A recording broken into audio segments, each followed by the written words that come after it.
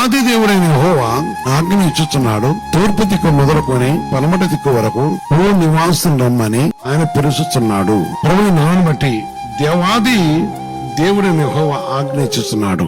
ఏం ఆజ్ఞనిస్తున్నాడు? రండి, భూనివాసులను ఆజ్ఞిస్తున్నాడు, రమ్మని ఆయన పిలుస్తున్నాడు. పరిపూర్ణ సౌందర్యం గల యోను నుండి దేవుడు ప్రకాశించుతున్నాడు. ఆమేన్.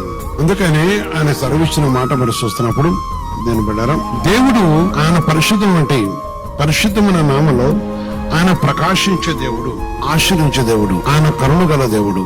అందుకని సియోను నుండి దేవుడు ప్రకాశిస్తున్నాడు. అందుకే రండి, తన్నుకోటండి, ప్రభు సన్నిధికి రా, లేక ప్రభునందు ఆయన సన్నిధి ప్రవేశం రండి. ఆయన దగ్గరకు వచ్చి కూడుకోవాలి.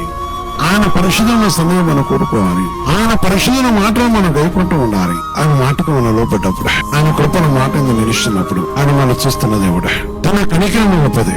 నీపై తన ప్రకాశింపజేయాలని, నీకు సమాధానం కలగాలని, నీకు ఆశీర్వాదం కలగాలని, నిన్ను కరుణించాలని, మిమ్మల్ని కటాక్షించాలని, మీ కుటుంబం తన కనుక నిరూపించాలని, మీకు సమాధానం లేని వారికి సమాధానం కలగజేయటం కొరకు ఆయన ఎదురు చూస్తున్న దేవుడా.